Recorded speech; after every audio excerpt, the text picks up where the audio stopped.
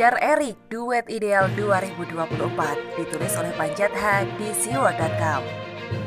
Pemimpin itu hendaknya bisa bekerja secara nyata, bukan cuma karena popularitas semata. Jokowi contoh pemimpin yang populer karena kinerja. Sukses menjadi wali kota Solo, membuat dirinya menjadi media darling. Popularitasnya menjulang karena kinerjanya yang oke punya.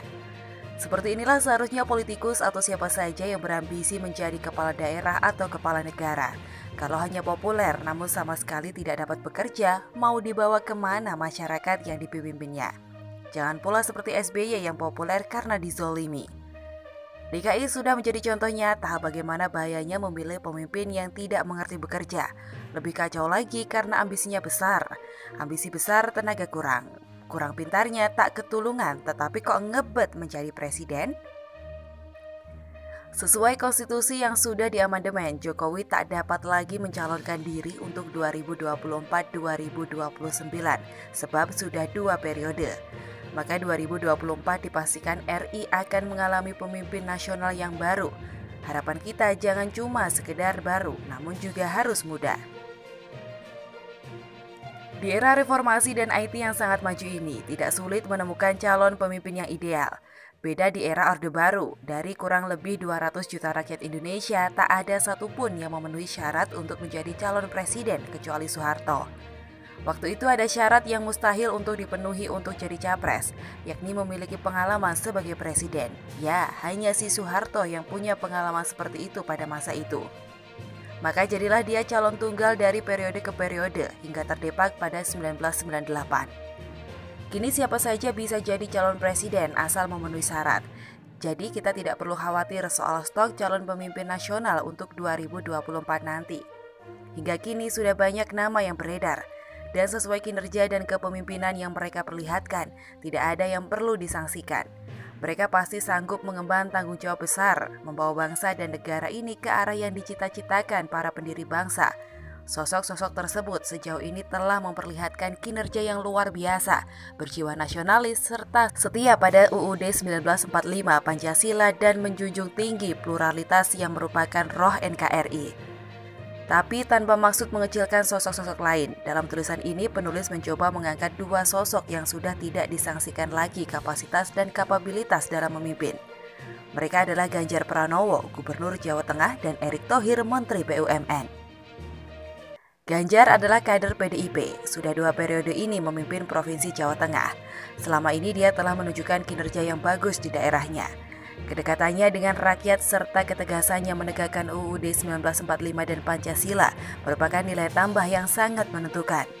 Salah satu bukti belum lama ini Ganjar membuat sebuah fakta integritas setia kepada Pancasila dan UUD 1945 di depan kepala sekolah seluruh wilayah Jawa Tengah. Bahkan Ganjar tidak segan-segan mencopot kepala sekolah yang terpapar radikalisme.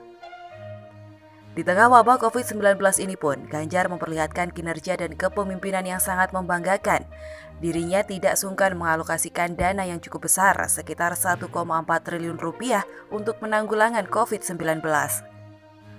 Merespon aksi penolakan segelintir warga terhadap jenazah petugas medis yang meninggal karena terpapar COVID-19, Ganjar merencanakan menyiapkan lahan khusus untuk tempat pemakaman bagi para pahlawan medis itu. Ganjar betul, petugas medis yang meninggal saat berjuang membantu penanganan pasien COVID-19 itu adalah pahlawan bagi kemanusiaan. Gebrakan yang tidak kalah moncar juga terus diperlihatkan oleh Erick Thohir. Sukses besar menjadi ketua penyelenggara Asian Games Jakarta Palembang 2018. Presiden Jokowi tak ragu mengangkatnya menjadi Menteri BUMN. Jokowi pun ternyata tidak salah pilih. Pengusaha besar ini sangat serius dan bernyali untuk membenahi BUMN yang selama ini ternyata menyimpan banyak borok. Salah satu perusahaan milik BUMN yang langsung merasakan tangan besi Erick adalah Garuda Indonesia. Oknum dirut yang selama ini leluasa berbuat semau-maunya di maskapai penerbangan negara ini tanpa ampun disikat habis. Tidak cukup sampai di situ. Dia bertekad akan membenahi dan membersihkan lembaga ini sehingga benar-benar sehat. Salah satunya adalah membubarkan sejumlah anak perusahaan di BUMN yang tidak jelas juntrungannya.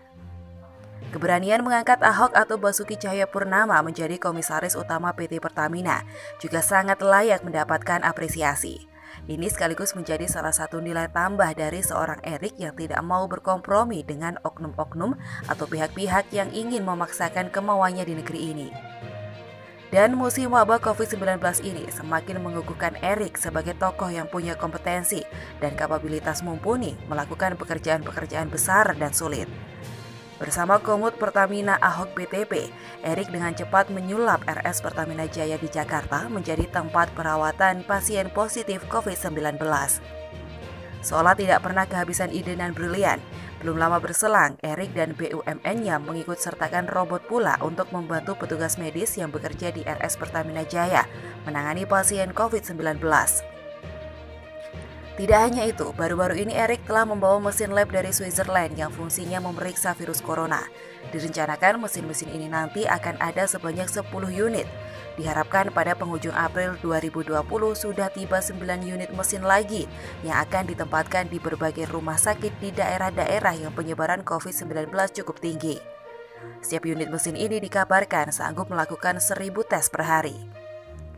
Itulah sekilas karya nyata dari seorang Erick Thohir yang bekerja dengan totalitas tinggi untuk negeri ini. Semoga putra-putra terbaik bangsa yang sejauh ini telah memperlihatkan kinerja hebat dan tanggung jawab yang luar biasa, mendapatkan dukungan dari seluruh elemen bangsa untuk membawa negeri ini ke arah yang benar. Janganlah kiranya rakyat salah langkah memiliki kucing kurap dalam karung yang ternyata pemimpin cap kaleng-kaleng, hanya berisik tapi tidak tahu bekerja.